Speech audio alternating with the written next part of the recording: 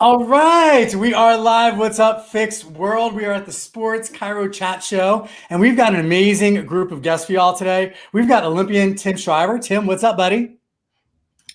Oh, not too much right now. Lots of schoolwork. Lots of school. Enjoying That's it what's though. up. Loving Yes. it.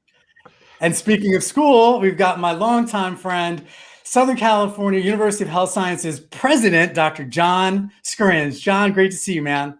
Great to see you too, Jay. Always a pleasure conversing with you.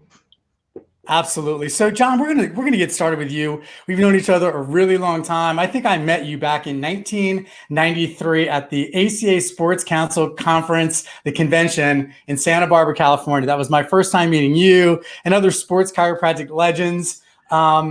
And it's been like this amazing journey just to watch your career and the impact that you've had. So maybe you could just tell the audience a little bit about your journey as a sports chiropractor and ultimately how you got into education. Yeah, I'd love to. Well, first of all, my brothers and I were student athletes, and I think that's, a lot of commonality to chiros that, move into sports chiropractic, right?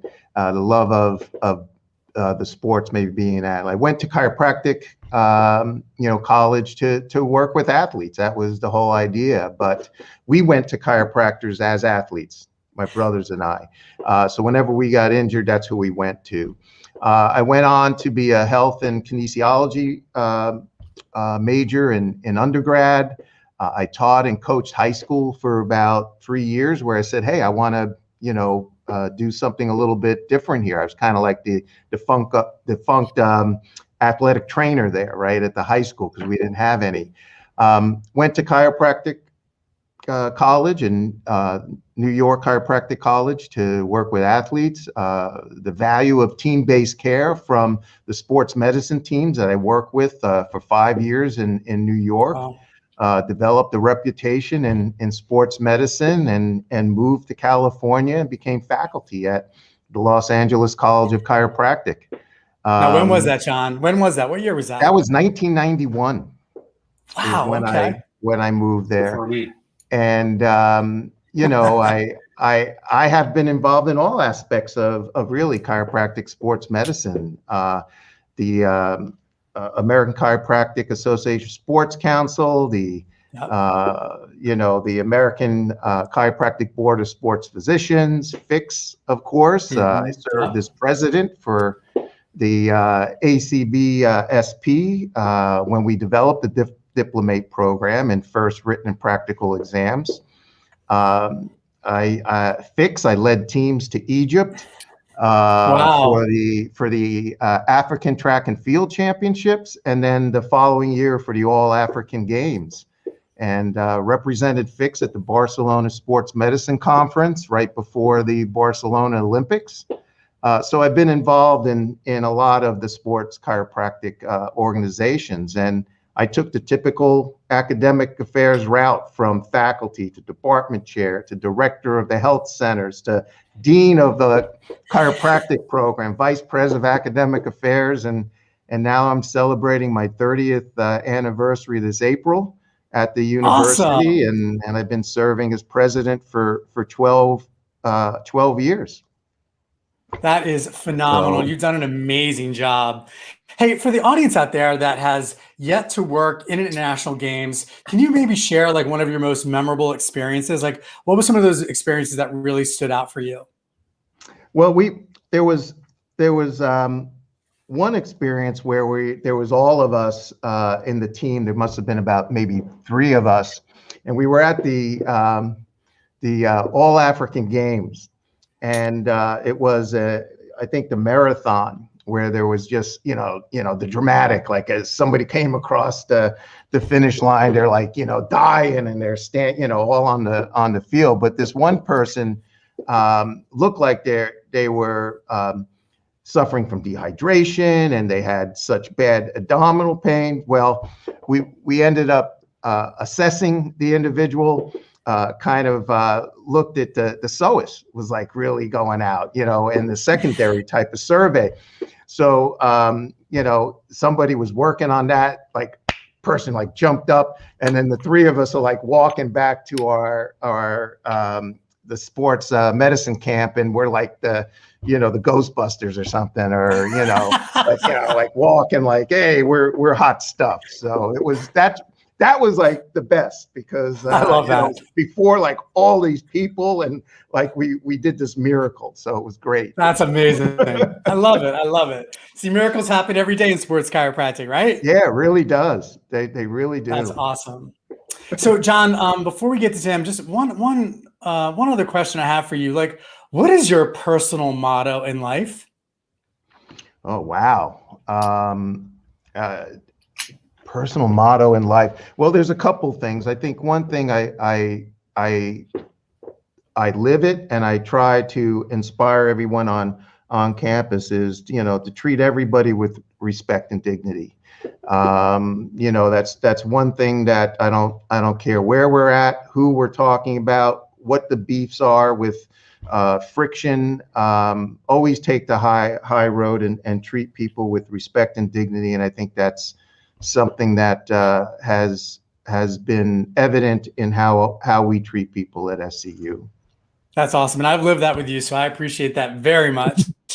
All right, Tim, we're going to move over to you for a little bit. Tim, again, give the audience some background about first your Olympic history, all the stuff that you've done for the Canadian team in rowing. Can you give us some background? Oh man, I'm a little nervous after that huge resume that You're still young. You're building. You got time. You got time. Got a good shadow over me right now, though. So I got into rowing during my undergrad, just based off of my size. I went to Brock University, and the coach there just grabbed me and had a funny story leaving the school after he just talked my ear off. I love the guy. And we were leaving the school, and he passed us on the highway, and he's driving kind of erratically, writing something down, and he puts it on the back of his Ford Ranger, and he's like, follow me to the rowing course. He wanted to show it off somewhere. And I got a lot of support for rowing from this talent identification program that Canada had started in 2010, which is when I began. And from that, I was strong on the erg. I always just loved pushing myself physically in the gym. I was tall and scrawny, and in high school, just every lunchtime was spent working out. I got obsessed with working out and building my body, and I found it so fascinating. It was like an art to be on these like bodybuilder forums, or just watching all these events and being inspired. And I think that really set me up to do well in a sport that fit my physique. And then having the passion of the coaches around me. But anyways, that led to me getting out to Victoria, BC in Canada, which is one of the most beautiful places in the world, in my opinion. I haven't been to LA yet, so we'll see. It's crazy. I don't think it compares to Victoria. To be starting, but yeah. Victoria is beautiful. It is. Yeah, training out there. I hurt myself after my first under 23 Worlds experience. My back was just shot. I was lifting a lot of weights while doing crazy miles, doing an endurance sport as a big, heavy dude, over 100 kilos. I'm 6'8", wow. And my back kind of took a beating because I feel like I was stronger than I was technical. But I worked with some different practitioners, so like acupuncture, massage, and a couple different chiropractors actually, and everyone wanted to have their hands on me to see if I can work out. And I just loved the passion that the chiros had, that I got that extra time always. And this wasn't my first experience with chiropractors ever, but it was within being an athlete, like a proper athlete. And it was inspiring. It definitely had me have the mindset that maybe it would be something I would get into. Anyways, I had to take a year off in 2013, and then in 2014, I had built myself up, and then we won under 23 World Championships, and I just trajectory from there. Won the national championships that fall against the senior guys that had been in the A final in the men's 4, which is the boat I was hoping to gun for. Ended up making my way into that boat in 2015, which is the qualifying years, qualified for Rio with them. And we ended up making the A final, but the whole time struggled with some injuries. And I missed the World Cup, the last World Cup in Lucerne before the Rio games, and I was like, oh, I had some bad stuff going off my knee. I had some necrotic tissue in there. I had some rib issues, and my back was always an issue. I was getting all these new treatments done, PRP injections, some shockwave therapy on my knee. And I got back to Victoria, and I saw Dr. Mike Murray, one Chiro, and he saw me every day. He would spend hours on me because he's like, Tim, we cannot have you miss this Olympics. No, there was I can't say anything bad about the people around that too, but he went above and beyond in his own way, and I know he ended up being part of the medical team for Canada there, but he was not. This is kind of tough. I don't like to talk about it, but it was a tough thing within our rowing Canada situation. They didn't want to bring a chiropractor to Rio for the rowers, and the morning of our final, I was stiff as a board.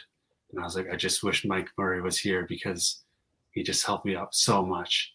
And I really feel like could have had a little bit of a better final had he been there. But I really appreciate and respect him so much for what he did. Yeah. Congratulations. That was the first one. It's a long story, and I'm bad at keeping it shorter. I went on this quadrennial as well, but I had to pull out because I just had some stuff that wasn't fixed up, and I was inspired for the next step. Quality of life for me is huge with injury, so I'd love to help other people. I know integrity is a huge part of what I want to be doing in practice, and just having someone like Mike who spent that extra time and wasn't worried about it. Hey, you're on an athlete budget. Don't worry about paying me. He did that even when I retired, because it's like, okay, you get your karting pulled because of Corona. You're not getting any money. It's like some huge things just within chiropractic. And then now this scholarship, and it's just like, I feel so blessed. I just want to give back. That's so awesome. I mean, you've got a great story. Congratulations on all your successes. I mean, just achieving the things that you've achieved is really remarkable.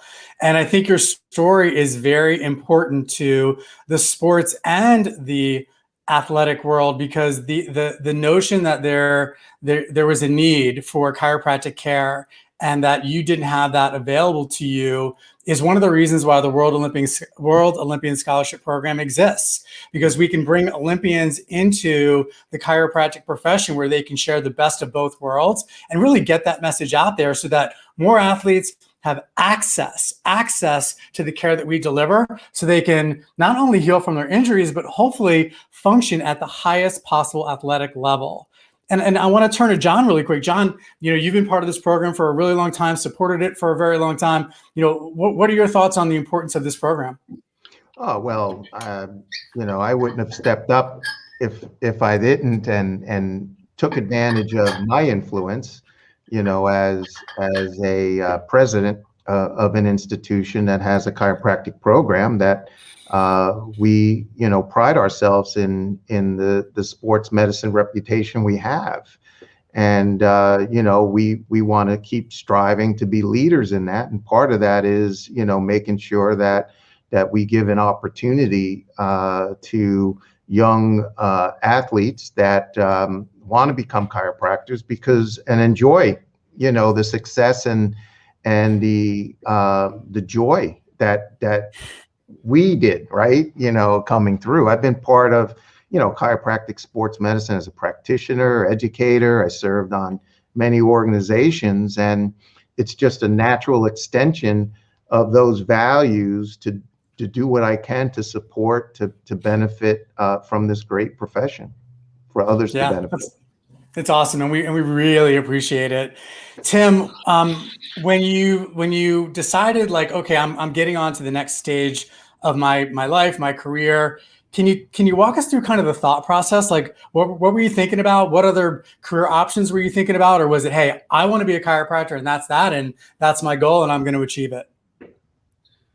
Well, I was pretty set on chiro in a way, but transitioning and leaving sport where it's like your ultimate passion was tough. I'm gonna be honest. There's a messy middle. That was a word I heard during my transition, which took months. You go on a pretty big low for a bit. That can happen, but makes you appreciate the highs again. So I made sure I explored what was all out there, look deep inside, know like this is a big commitment. I have to be fully into it, and how much I know I get out of doing something that truly works with me. At first I only applied to the Canadian one. I had a girlfriend situation, and anyways, yeah, now I've moved. I opened the door for myself to explore other schools and got in touch with Bill Morrow, and he's at UWS now, but he also was at SCU for a long time, and he was the U.S. Olympic team chief medical officer, and had a fantastic conversation with him, and he really hyped up the school. And I mean, it was part of the process of me deciding where I wanted to go. But my whole family's dairy farmers. My parents immigrated from Holland and have the Dutch dairy, and two of my dad's brothers also dairy farmer, dairy. But I didn't really like working on the farm when I was younger. I just tried to do as many sports as I could. It taught me a lot of great discipline and work ethic, and like even doing a sport like rowing, and any sport is difficult, and you got to put your head down and do the work. But yeah, it was easier, and I want to feel fulfilled. And it's just something that was like, this is going to align with me feeling fulfilled in work. I explored the idea of, well, maybe I did a little business program for a couple months at Tuck, and it was really interesting. But then I'm like, wow, I think I really want to help people. Well, you're in the right field. You're in the right field for helping people. We know that for sure. I love what you said, alignment and discipline. I'm really curious, and I think the audience is probably curious as well. Like, what is the most important lesson that you learned in becoming an Olympic athlete and winning world championships? What was the one most important lesson you learned to achieve that level of success? Having a goal. Yeah. It's got to be goal oriented, and it's got to be internal too. I thought the more my accountability got taken away, the less I wanted to invest in it, because I hope it doesn't sound selfish, but I'm just internally motivated. I'm fine to do all my work by myself, whatever. And that's me. And I know it can be different for anyone. So I also am still learning to respect everyone is different along that way too. But for me, the goal setting was huge. That's awesome. That's great. Did you write down your goals? Did you have a vision board? How did you actually kind of go through the process of setting the goals? Because I think that's a really important life skill where people can set a goal and achieve it. So how did you actually do it? Well, this is coincided with me getting out of my messy middle too, is journaling, because if I can do it once, I know I can do it again. And I always want to build on something, and it doesn't need to be sprint, and making those one step at a time. And I remember that from my personal training course in undergrad, that 10% a week is the max you want to do before you're over striding and you're going to hurt yourself. So having those written, what I did today, what went well, what I was working on, it really makes it easy to hit those next steps. And then you can approach those goals, and you just make it people have that on the erg. The erg is a huge machine for people in rowing, and we do a lot of testing. We base our carding, our money allocation off of it sometimes too. But people already say, oh, there's no way I could break 6 minutes, which is maybe a heavyweight marker. But I remember when I started, I was totally ignorant and pulled on this erg, and you're just pulling as hard as you can, and you have no pacing idea, but you go a certain split, and someone's like, whoa, you went that fast? And I was like, yeah, I have no idea what that means. But some people already told themselves, oh, I can't go that fast. So you just got to make sure you keep your mind open to achieving. That's great. Things. It's great stuff. Great stuff, especially what you just said about mindset, keeping your mind open. I love that. John, I'm really curious for you also. You went from, having this great sports chiropractic practice, and then you became an educator. one most important lesson that you've learned in that journey?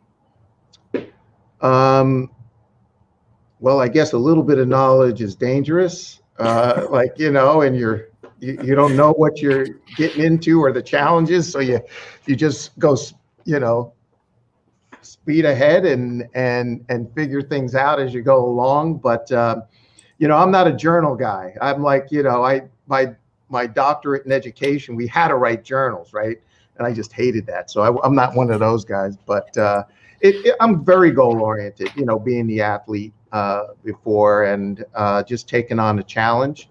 And I think I'm a glass half full type of guy, but I'm a realist. So I'll look at, okay, all right, tell me all the things that are barriers to this. Now let's talk about what we need to do to, you know, eliminate those barriers. How do we go around? How do we go through? What do we need to do? That's fine, and that's important. But let's not focus on the barriers. Let's focus on the solutions. And I think, you know, it has done me a great service, you know, looking at that and that type of an attitude throughout my educational leadership. But it's the same with the athlete, right? What's the barrier? Totally. What can we do to get through that? It's just my coaching background is the same thing. You know, it's motivating people. It's putting the right people in the right positions. You know, it's the same thing. And then raising kids, that's the other thing. I mean, I don't know how many times I became a manager, you know, the best manager, because I'll sit there with a 40-year-old and go like, wait a minute, I just had this conversation with somebody. What was it? Oh yeah, it was with my 5-year-old. It's my kid. Like, you know, it's like, you know, if you don't, you know, so the best management training I had was raising kids. It's the same thing. I love that. Grow up, it's just a different story. It's the same thing. Oh, dude, I love it. That is fantastic. There are gems here today, people. Gems. I love it. I love it. Okay, so a couple more questions, and then we got a jet because we're coming up on time. But I asked John about his life's motto. Tim, what's your motto in life, my friend? I try not to be a hypocrite. Yeah. And then there's this word this guy had tattooed on his leg when I was in Southeast Asia. It was sonder. And I like that word a lot too. Just that everyone you meet has their own life story. So it gives me a lot of respect for anyone and patience, suffering for others. Love it. Love it. Empathy. Love it. Okay. John, last question for you, sir. Yep. Tell us a little, for those who might not know a lot about the Southern California University of Health Sciences program, maybe you just share like some of the best innovations and how you're actually preparing these chiropractic students, these all-stars, to come out of school and take care of other all-stars and athletes. What's happening at the school? I think the key is we were this, you know, single focus chiropractic institution, and we transitioned into, you know, what our name is, a health science university. And I think the unique thing that we're doing is, you know, team-based care is key in athletics. And I develop my values in volunteering in athletic events with all these other practitioners, medical, you know, athletic trainers, you name it, and chiropractors. And I think what we're doing is we're taking the key things from the whole person, complementary, natural care with mainstream. And let's integrate those together and truly work together in a team-based model with, you know, with the patient and at the time athlete, but the patient at the center of all decisions. All the egos go out. You learn from one another, and you know, we're bridging, you know, that holistic professions with mainstream, and that's what we're doing with everybody, not just in the clinical team base, but you go upstream. And we have a deep interprofessional education curriculum where the DCs and the PAs and the acupuncturists are sitting in classes together so they can learn with and about each other and respect one another and what they bring for the patient. That is fantastic. I love it. All right. Tim, what are you most looking forward to once you graduate chiropractic school? What are you most looking forward to? I mean, I love to work and meet with new people. So yeah, I'm excited about starting a practice. I'm thinking right off the bat to find somebody. I mean, I've worked with so many great chiros to maybe go there for a year or so and hopefully start up my own thing. I'm still not 100% sure where I end up living. I love the West Coast, but yeah, I'd like to work with some teams and just start giving back to sport because I've been given so much. So, yeah. That's awesome. Well, guys, thank you so much for being here today. This was fantastic. Lots and lots of great life lessons taught today. So I appreciate both of you and looking forward to seeing you guys in the future. Hopefully next time, maybe in person. But until then, be safe, guys. Okay, appreciate Thanks you. a lot, Jay.